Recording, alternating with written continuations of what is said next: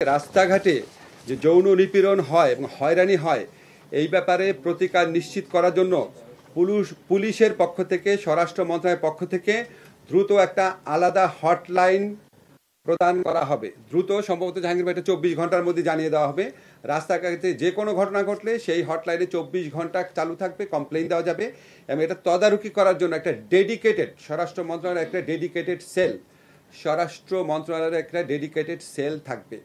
এছাড়াও ধর্ষণের মামলাগুলার তদারকি করার জন্য আইন মন্ত্রণালয়ের আলাদা একটা সেল থাকবে, যেখানে কোনো অযথা কালক্ষেপণ যেন না করা হয়। আপনাদেরকে একটা সুখবর দিতে চাই। আপনারা যাবেন, টোল ফ্রি করা হবে নিশ্চয়ই জাহাঙ্গীর ভাই, টোল ফ্রি করা হবে। Thank you. আপনারা আরেকটা জিনিস একটু সুখবরই আমি বলবো, আপনারা জানেন আরেকটা ধর্ষণ মামলাতে, দিনাজপুরে শিশু ধর্ষণ মামলা যাবজ্জীবন কারাদণ্ডপ্রাপ্ত সাইফুল ইসলাম 8 বছর 4 মাস জেলে থাকার পর তার জামিন হয়েছিল। জামিনটা হাইকোর্ট থেকে হয়েছিল। আপনারা অনেক সময় একটু কনফিউজ করে ফেলেন। আমি একটু বিনয়ের সাথে আপনাদেরকে বলি, হাইকোর্ট একটা স্বাধীন স্বতন্ত্র প্রতিষ্ঠান। আইন মন্ত্রণালয়ের সাথে হাইকোর্টের কোনো রকম আইন মন্ত্রণালয়ের অধীনে হাইকোর্ট না, এটা তো আপনারা সবাই বুঝেন। তো হাইকোর্টে যখন জামিনের আদেশটা হয়েছে, সাথে সাথে আমাদের যা করণীয় ছিল, আইন মন্ত্রণালয়ের মাধ্যমে আমরা অ্যাটর্নি জেনারেল অফিসকে বলেছি এই জামিনের বিরুদ্ধে আপিল আদালতে দাঁড়াতে। একদিন পর, জামিনের আদেশের পরদিনই আমাদের অ্যাটর্নি জেনারেল অফিস আপিলের ডিভিশনে দাঁড়িয়েছে। আজকে আপনাদেরকে একটা সুসংবাদ দিতে পারি, হাইকোর্টের যে জামিন আদেশটা সেটা আপিল বিভাগ সেটা বাতিল করে দিয়েছে।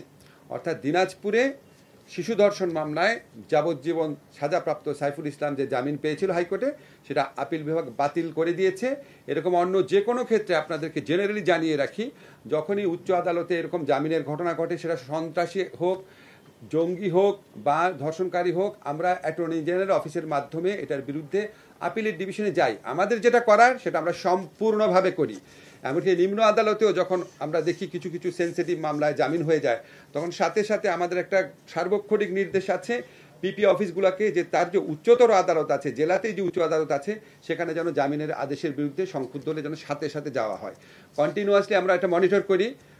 অনেক সময় অনেক প্রত্যাশা মাফিক কাজ করতে পারি না, সেটা নিয়ে আমাদের যন্ত্রণা থাকে, আত্মদহন থাকে, জিজ্ঞাসা থাকে।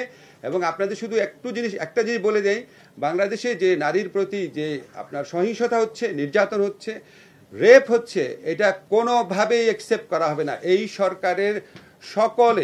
সরকার পুরা প্রশাসন এই মামলাগুলার বিচার দ্রুত নিষ্পত্তিকল্পে, সুবিচারী নিষ্পত্তিকল্পে এবং যে কোনো ধরনের যৌন হয়রানি বন্ধের জন্য সকল প্রশাসনিক ব্যবস্থা গ্রহণের ক্ষেত্রে বদ্ধপরিকর।